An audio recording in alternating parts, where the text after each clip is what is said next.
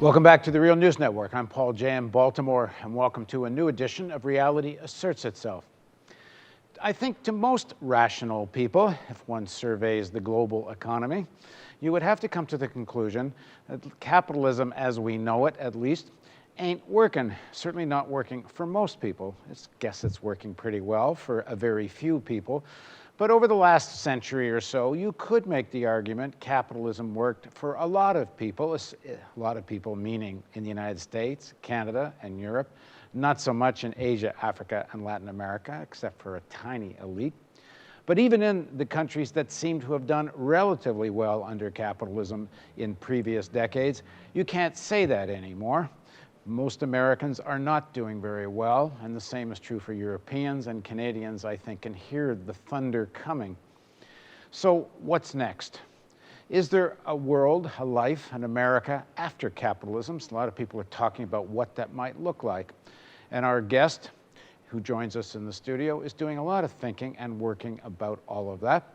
And now joining us in the studio is Gar Alperovitz. He's the Lionel R. Bauman Professor of Political Economy at the University of Maryland and the co-founder of the Democracy Collaborative.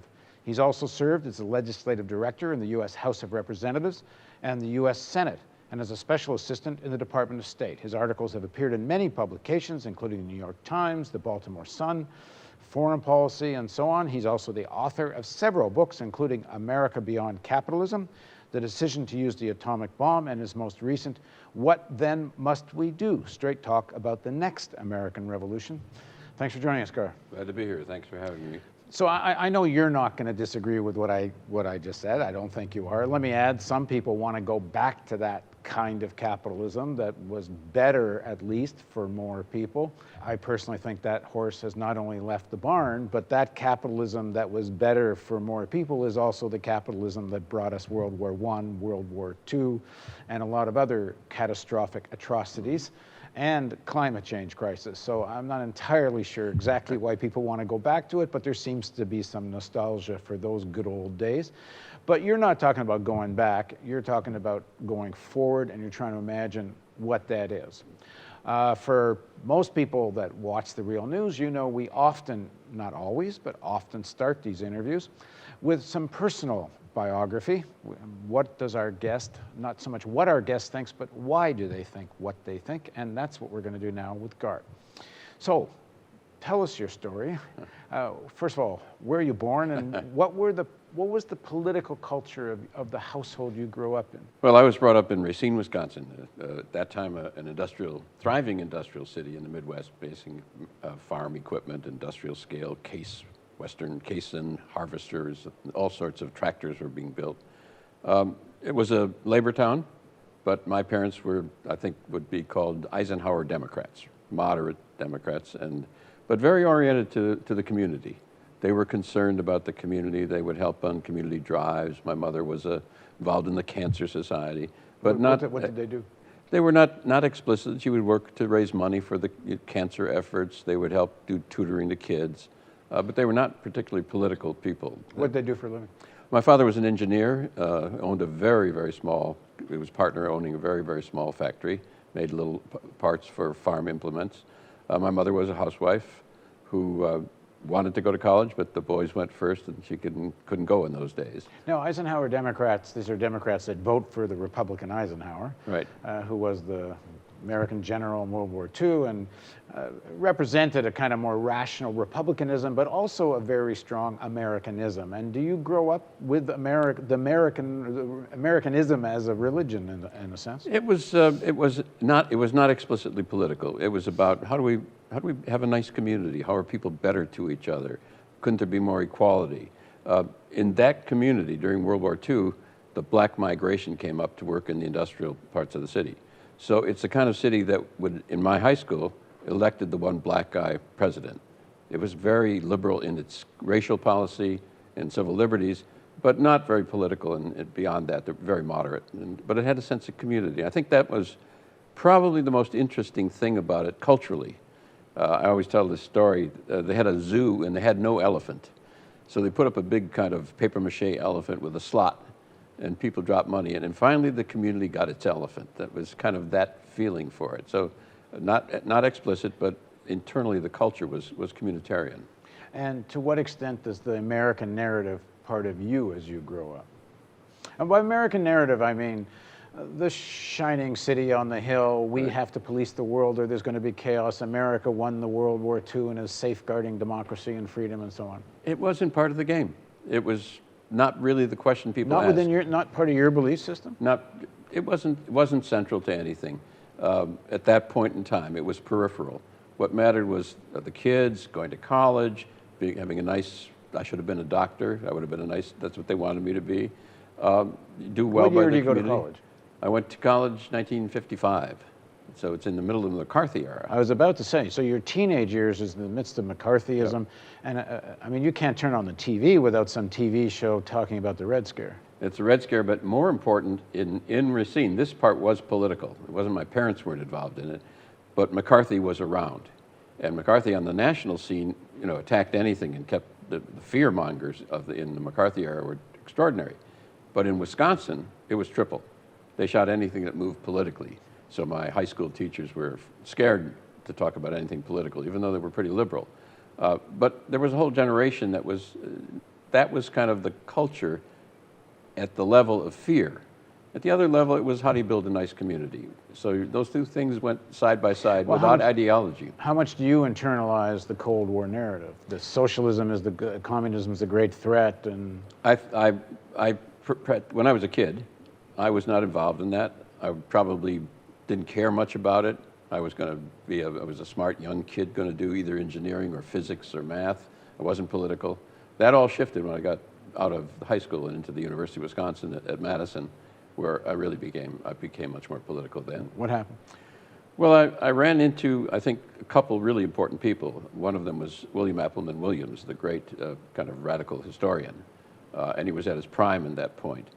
That was I was taken, and many people were taken at that point in time, with the really beginning critique by the radical historians of the Cold War, not just the critique at one level, but the historical deep critique, both culturally, ideologically, institutionally. It was being opened up in a big way in the historiography of that period. And I began to really, I have a Bachelor of Science degree, since I was a pre-med, in American history. So I then switched to American history and then developed the historical ideas and dropped all the science and dropped the pre-med and dropped all of that. So college was where the world hit me and the whole new vision hit me. And what were some of the sort of, in terms of your understanding of history now, what is some of the mythology that starts to reveal itself? Well, what is interesting about the development at that time, and it was a very sophisticated development, not only of the power of capitalism, but the power of generating a culture and ideology which encapsulated the society and gave people ideas about what could or could not be done, including American imperial ideas, and how that was formed, not a crude analysis of just the power of the corporations. Indeed, if you look back at that, who pushed for American imperialism at the beginning of the 20th century, it's not only Wall Street, it's the farmers who want markets, small businessmen. So it's a very big culture, big theory of what they were doing. And sections of the unions, too. And sections of the unions. Samuel Gompers, after World War I, is actually at Versailles helping negotiate the treaty. Absolutely. And the AFL-CIO later became very strong. So it's a much broader understanding of how the system works and how its ideology works than the conventional or crude kind of analyses of this. And that's what really I began to think a lot about and began to do research on. And that's what got me deeply involved intellectually and politically, changed my life. So it's somewhere along the line here that you start looking into and questioning the whole Americans' use of the atomic bomb at the end of World War II. Yes, I started my PhD thesis on how Americans during World War II, this was at Cambridge, I was at the University of Cambridge, how Americans during World War II began to plan for organizing and controlling the global economic system. They wanted to run it, and they wanted to run it for lots of reasons, capitalist reasons, but also ideologically. They thought this was the way to make for democracy, liberty, freedom. That was all part of the ideology. And I was looking at how they planned that. And they did plan it. They had a whole theory of what we call globalization now, and free market things you see today are extensions of that theory. And they had control. Everybody else had been defeated. So what I was interested in that founding period. And as I went through it, it became clear in 1945 that they ran into the Russians in Eastern Europe. And how do you control the European economy if the Russians are there? That's what I was studying. And it turns out there are discontinuities in the negotiations over Europe in the spring of 1945. The U.S. gets very tough. We're going to have to move our troops to Japan. We better have a showdown with the Russians now before we move. And then all of a sudden they relax. And they start being very nice to the Russians. And why did that happen is what really intrigued me. All of a sudden, not explained. Well, what happened is the Secretary of War came into the President's office and he says, now is not the time, in April of 1945, to have a showdown. Wait for a few months and I'll give you something better, namely the atomic bomb. So we're not going to get into the whole story of the bomb now, but we'll do in the next part. But just in terms of your own thinking about the world and what you would be doing with your life, was this a pivotal moment when you kind of realized, and to give this is a spoiler for the next thing, that the bomb, there were no real military reasons, you conclude, and this is a rather cynical use of the bomb. What does that do to your feeling about America and what you're going to do with your life? Well, the atomic bomb story turns out to be part of it, but it was deeper, because if you look back at the history of American imperialism, there are millions and millions of people who suffered under the 100 years of the attack. So I was building up to it, and indeed the bomb was a crescendo, but I had been building up to a different understanding longer before that. So it crystallized something.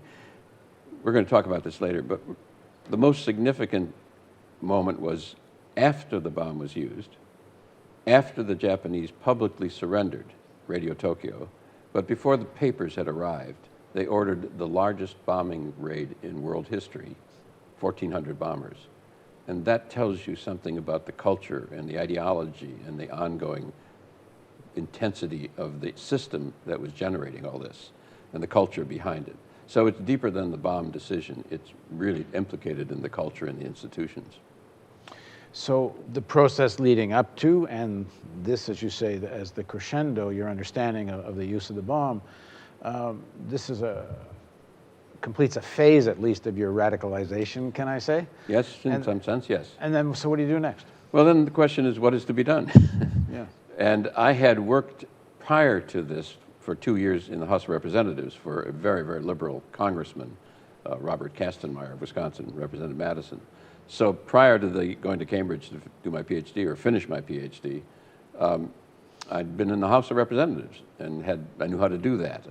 And he was one of the most liberal guys, and we knew how to get legislation passed that period. It was the Kennedy-Johnson era. And then there was the Goldwater debacle, which brought in a change of 76 votes in the House. And Lyndon Johnson, at that point, Lyndon Johnson was the most progressive Democrat there was. He hadn't yet gone to Vietnam. And a new senator, a very liberal senator, was elected from Wisconsin, Gaylord Nelson. And he asked me to come run his legislative division. So I said, yes, let me do it. Happy to do it for a couple of years. We'll see what happens. So I went to work in the Senate to see how that, and I also wanted to learn how did it work on the inside. I really wanted to do that. And did you have some hope that some real reform was possible from the inside?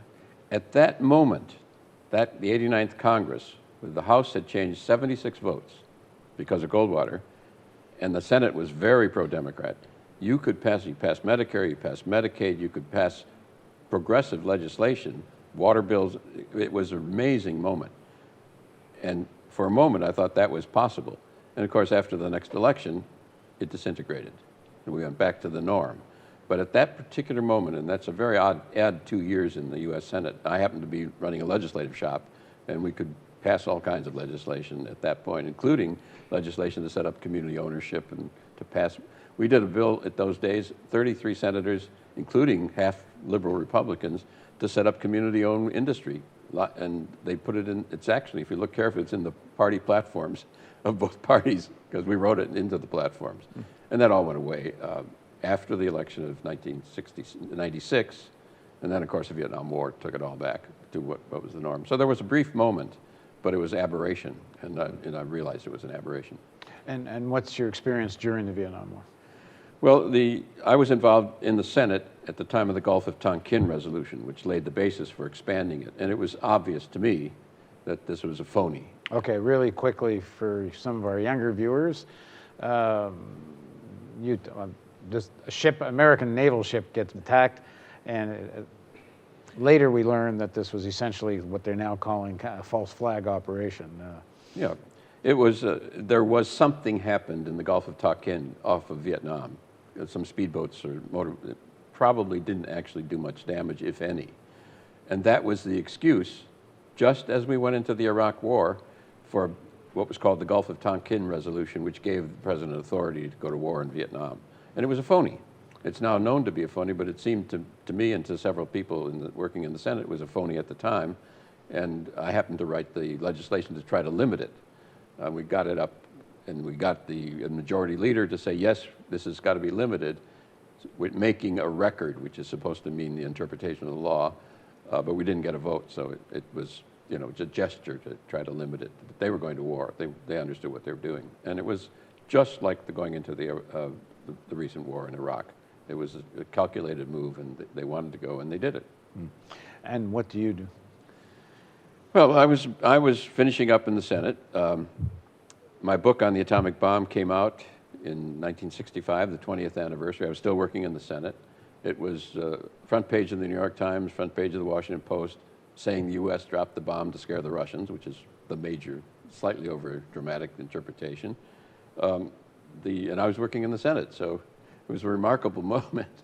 The reviewer in the New York Times was Clinton Anderson, who was the chief, had been in Truman's cabinet. He was the chief of the nuclear lobby, and he reviewed it. And I ran into him one day in the Senate, and he said, "Oh, I didn't realize you were Gaylord Nelson's assistant. I would have written a different review, son."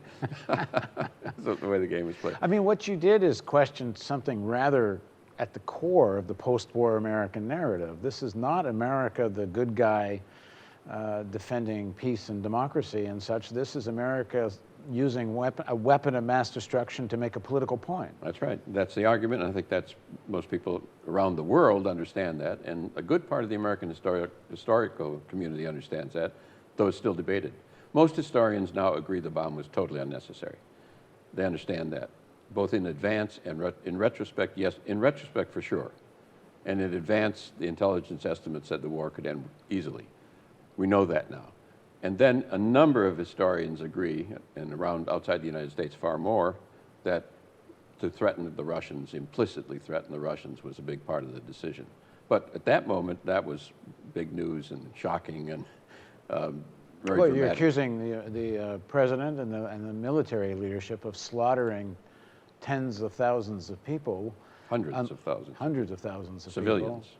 Civilians, and unleashing a weapon that I know some of the critique of this is that there may have been as many people killed in conventional bombing, but it opened the door to the use of this kind of weapon that begins what could have been and still might be the end of the world. And unnecessarily, without reason. You mentioned the civilian leadership and the military. So far as we know, the military didn't want to do it. All the major generals, all of them, with one minor exception, and all of the admirals involved went public after the war saying the bomb was totally unnecessary. Eisenhower, MacArthur, the chief of staff to the president, a very conservative Admiral Leahy, and a good friend, went public saying it was barbaric. LeMay, Curtis LeMay, the tough Air Force general, went public saying this was totally unnecessary. The military, so far as we can tell, was not for this. So this was all driven by Truman. By Truman and the Secretary of State Burns. It was coming out of diplomacy, not out of the military. The military many of them were shocked by it. So, but now you write this. You're in the Senate. You have unraveled, one of the most important myths of Americanism, Vietnam War. Then what? Then I get an odd call from an assistant Secretary of State, who is the guy in the State Department who does the UN side of the State Department. Would I like to come out of the Senate and be his special assistant?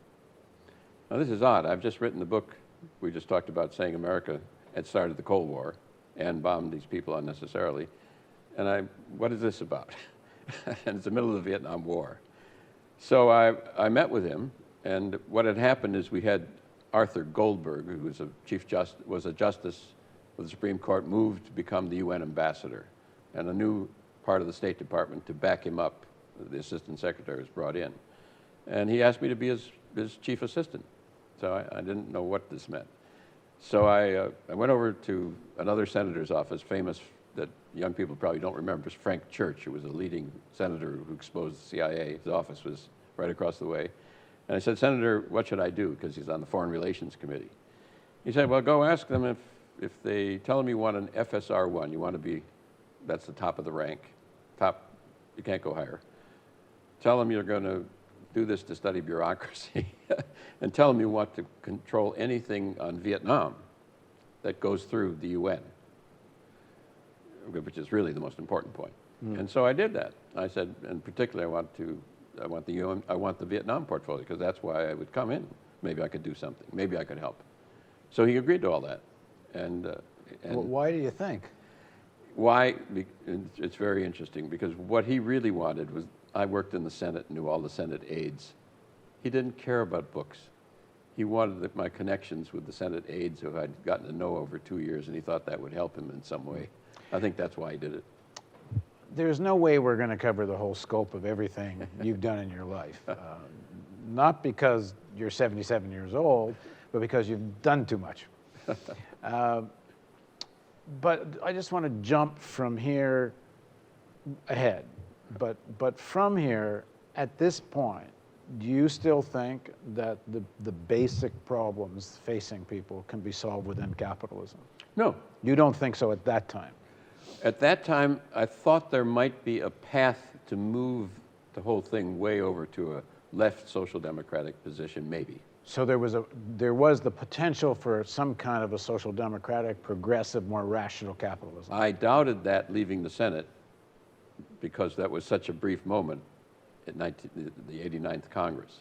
So I had grave doubts, because that was a moment, but it was aberrant. It was an aberration. So I had grave doubts, and I went to work in the State Department because I thought I could do something on Vietnam, maybe. I lasted 1 year and then left and joined the anti-war movement. So after that, it became increasingly obvious that unless you change the system, really fundamentally change the system, you weren't going to get anywhere, and that was the challenge. I'd been moving in that direction, but that was, I think, crystallized by that experience. Okay, well, in the next segment of our interview, we're going to deal a little bit, we're going to do one segment on the bomb, because Gar was the first one, I think. Were you the first one? People speculated about it. You're the first one to make the case. Yeah. On the use of the bomb, and then we're going to pick up what will become the main theme of this series, which is, if capitalism is out of answers, then what might have answers? Yeah. So please join us for the continuation of our series of interviews with Gar Alperovitz on Reality Asserts Itself on the Real News Network.